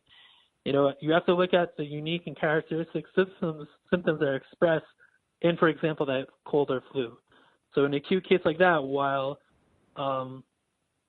you do address just the, that condition, you do have to look at the specifics and how that person expresses it in order to give the right remedy fit for that person. Interesting. Yeah, and all the more so in a regular consultation, you're dealing with more long-term, stuff. You really have to focus on what's unique and characteristics of the person, how he or she specifically expresses that, and how that patterns and plays out, in themselves and their lives, in their health. It's not a, on the one hand, it's not a 1, 2, 3 thing, but on the other hand, this is how you don't just suppress, an issue or a symptom. You really get to the core of what's asking to be healed. And when you get to that core, that's what leads to a more permanent and a more stable and, healthy lifestyle and just a way of living. A lot of people that come to me, most of my clients that are starting to come and see me, many of these people have seen other practitioners or medical doctors or have been in and out of hospitals, and because they weren't getting the care that they really needed. To better explain this, I think to better explain this idea, you have to explain one of homeopathy's core principles, and that is the idea of the vital force. So what is the vital force? So the vital force is this energy, this energetic force that animates all of us. You can call it a soul, you can call it an energy, or like the Chinese say a chi, you can call it whatever you want. But it's this energy that helps us, makes us function, and it helps animate us. Can I just say that Stephanie calls it gefilte fish, and well, I heard her refer to gefilte fish. I have to say, I myself learned about the vital force from Doctor Strange, the movie. That was the first time I really understood it. It could kind of help. I guess that can help. I want to say that I always, as a kid, my mother would take me to the doctor for different medications. But I was so happy. The realization of the vital force was like, it makes such sense. It will transform your life. Like just the fact that you could realize you have a vital force, that you have an inner doctor, or that. It's a very profound, it kind of shifts your whole way of relying on this outside mechanism or this outside mechanistic system. Sure. Right, it's kind of like a major shift. Yeah, because we don't realize that this, when we realize what this vital force is, and we realize how when this vital force is imbalanced and your entire health, on all different levels is imbalanced, and when not, that it's not imbalanced, then we realize, not only how real this is, because even from a scientific standpoint, there's lots of studies on the body that have shown that the body has energy and the body has the power to heal itself, and all these things, which you can read a lot of it in the Science of Homeopathy by George Vithoulkas, who's a very big homeopath in the world today. But we also appreciate how our body works, how powerful it really is, and how and how we, really in the at the end of the day, we really have the power to heal ourselves, and we really have the power to take control of our lives. The problem is a lot of times there's so many blockages and so many things holding us back. Whether it's with, physically, mentally, emotionally, environmentally, whatever it could be, that they just hold us back and they keep our vital force not in balance. It's very funny, actually, Glenn, that you mentioned before of how you mentioned about the doctor who like everyone thought he was God. So in homeopathy, which I can totally the thing is in homeopathy, we look at it very differently. If you ever look at Kantian philosophy within homeopathy, it's one of the fields, as you probably know, it's from James Tyler Kent. He was another huge homeopath after St. Mohannemann, founder of homeopathy, American homeopath. He developed this idea, which is very profound, that that part of the big reason why people aren't healthy and have this imbalance in themselves is because we don't have that proper connection with God or with the divine. And when we have that connection, we develop that relationship, and it's stable and it's strong and it's vital. That reflects in our health. But if it's not, then not. And it's very interesting because he also basically writes about how the homeopath, he's not the one in control. He's just the messenger. He's I don't want to say the pawn, but he's the middleman, so to speak. Not even the middleman. He's the messenger. When you have the divine / God, and you have the homeopath and the person asking to be healed, when they all work in congruence with each other, and when everyone realizes what their role is, that's where you can have health come in. That's where the healing happens, but as long as everything's done correctly. But if not, then you don't have that. Then that flow of energy, that flow of healing, just won't come in. And it's something that's spoken about a lot in Judaism, many other religions as well. And it's very interesting because when I work with a lot of people like this, especially those that are either religious or they have a very spiritual lifestyle, and when they have this realization, it really helps a lot in their healing. Whether they've been dealing with something intense like cellulitis or strong anxiety or suicidal disposition for years, or even for anything minor like headaches or anything of that matter, whatever it is.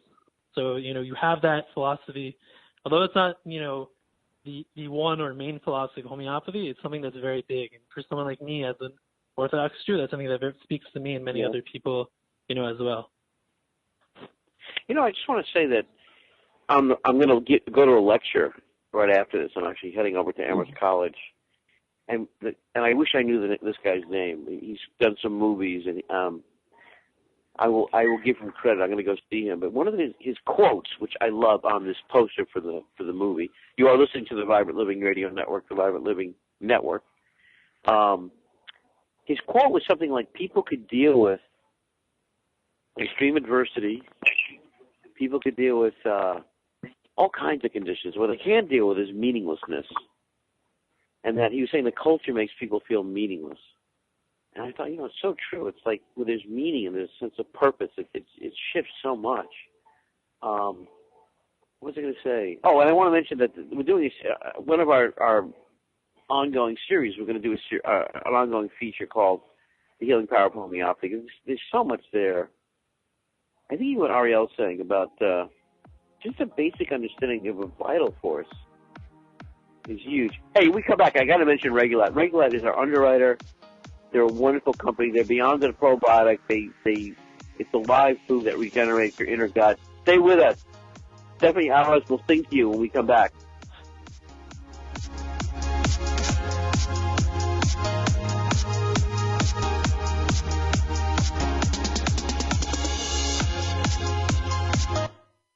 A conscious lifestyle for a mindful life. OMTimes Radio. IOM FM. Spiritual, metaphysical, green living, psychic, alternative healing, life coaching. Do any of these or similar terms apply to your business or cause? If so, you are in a niche market with a very specific audience. Conscious Gate PR is the world's leading conscious public relations agency. With a global reach of over 4 million and growing, we offer comprehensive media campaigns to our targeted market. Learn more at ConsciousGatePR.com. Conscious marketing for conscious minds. Hi, I'm Kelly Fox, host and astrologer of The Astrology Show. Each week, I'll give you access to the current transits, which are a valuable tool that provide astrological information to help unlock the potential each of us has. Understanding the stars can help steer us in the right direction to to make better informed choices. So if you're wondering what's going to happen in your week ahead, be sure to tune in to The Astrology Show for guidance, Mondays at 9 p.m. Eastern Time. You're not wired to have a response to this sound. You're neutral to it, and you can hear it repeatedly without feeling anything. But when we introduce a new stimulus, save the food, we've achieved pulling a natural or inborn response from you. Save the food, because 40% of all food in the US never gets eaten. Save the food. Cook it, store it, share it. Just don't waste it. For tips and recipes, visit savethefood.com. Brought to you by NRDC and the Ad Council.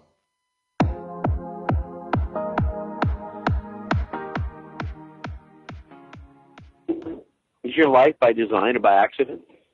Hi, I'm Glenn Brooks, the Vibrant Living Radio Network. In a moment, as promised, Stephanie Alvarez will sing our first song on national radio, along with Ariel, who's our New York and New Jersey producer for the Vibrant Living Network. And if you want to be a host, not just a host, but a vibrant host, and discover some of these wonderful things I've discovered over the years, like being able to listen to the listening, how to ask an open question, how to not just do this thing called an interview, but really be able to draw out the bigger, deeper message, and also to become a speaker. I'll teach you all these things I've learned about traveling at super discounted rates, and really to use the radio as a doorway for a new world of connection and platform, and also to write a book. Ariel, I think we'll just open up the space and say your last name, by the way, just because a lot of people are probably on the edge of their seat saying, what is his last name? Do you think we should just leave it at B? I mean, I could deal with that, but other people might be curious who have more of the mastery of English language than I do. You know, so try that. Okay. What's that? When he says his name, Glenn, you should try that listening thing you talk about all the time.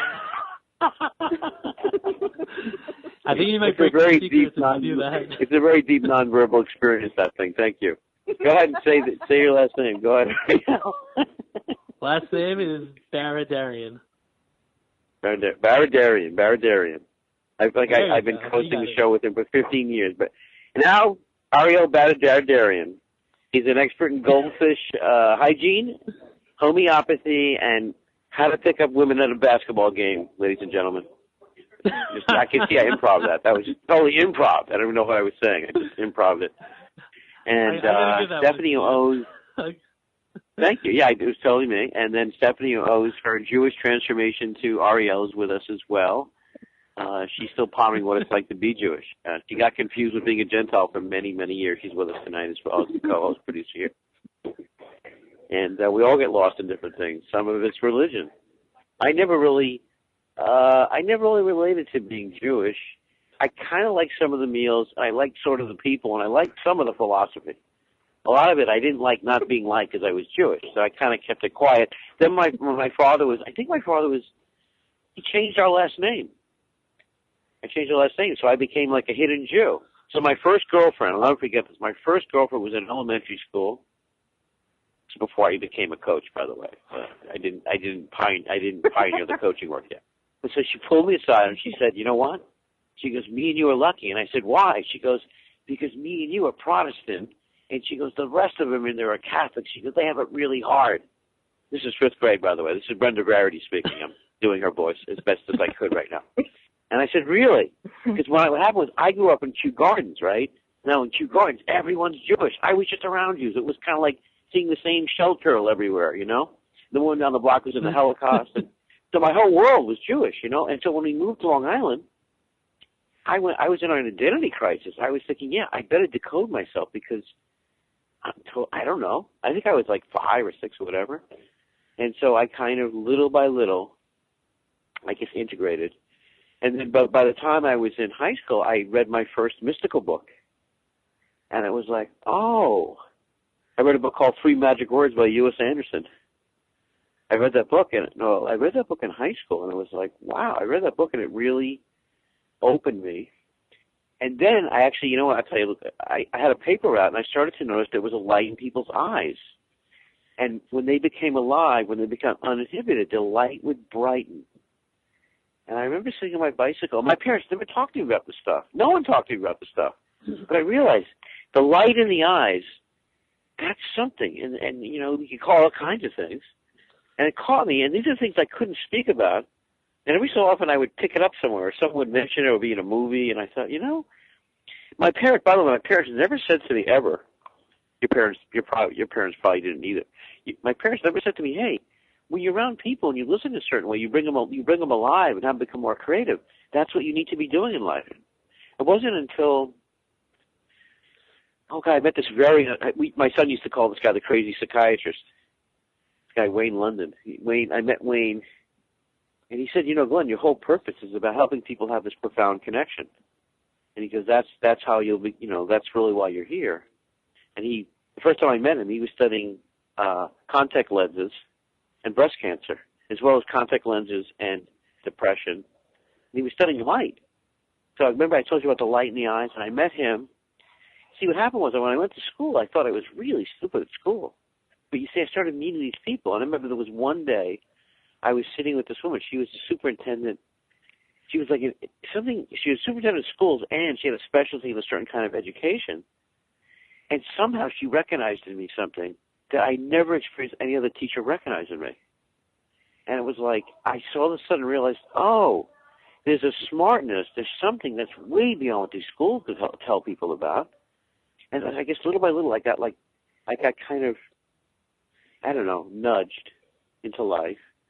Oh, and I do want to mention, listen, I need to mention Regulat. Dang.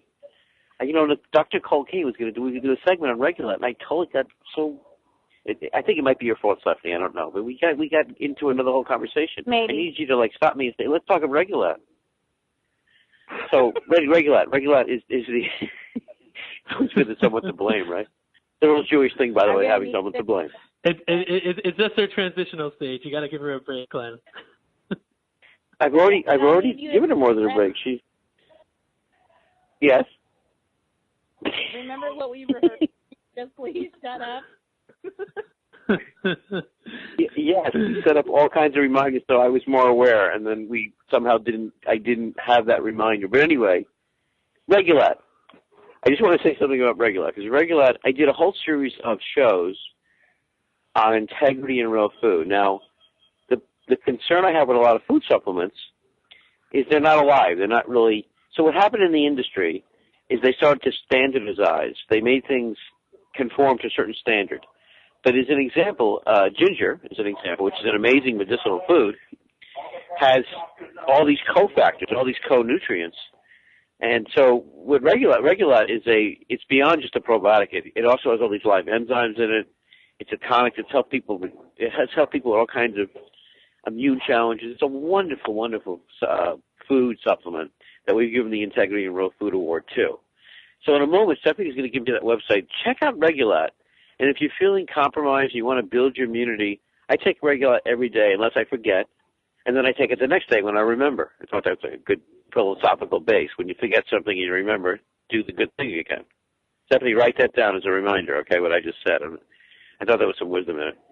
Would you please tell people the website, because I'm not as good as you at doing that. Regulat, our wonderful underwriter, and I deeply appreciate our conversation with Joe Harper, which you'll be hearing on our network, the author of Mind Your Body. Now you're going to say the website, right, Stephanie? Yes. www. You're all over it. You see, you're like a hound dog on how you did that. Please go ahead, Stephanie. I'll shut up. Go ahead. I was waiting for you to shut up, Glenn. Thank you so much. I appreciate it.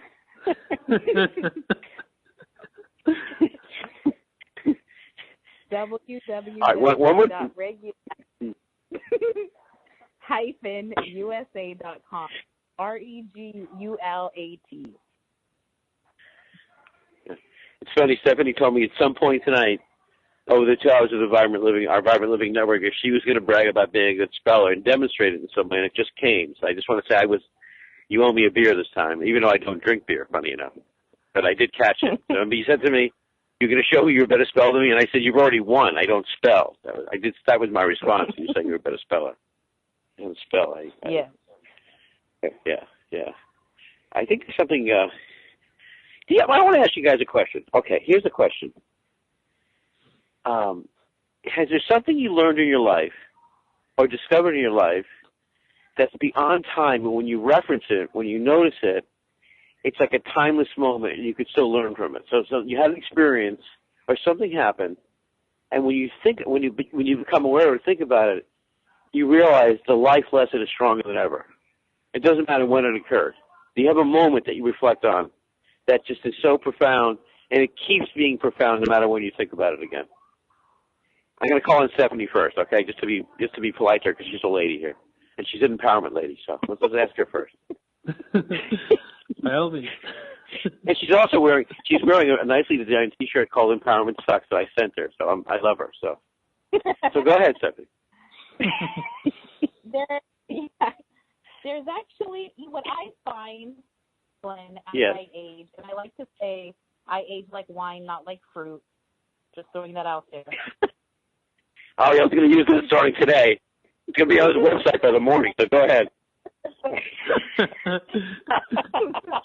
Oy vey, that's all I have to say. All right, Mrs. Wine, go ahead.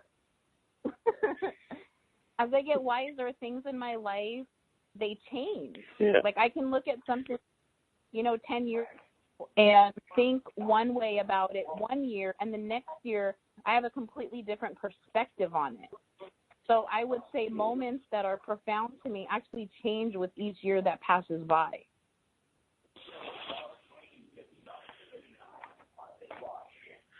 All right, that's contestant number one, and she's from Salem, New Jersey. Our next contestant, Frank Gidrich, who's a full-time wrench engineer. Frank, what would you say?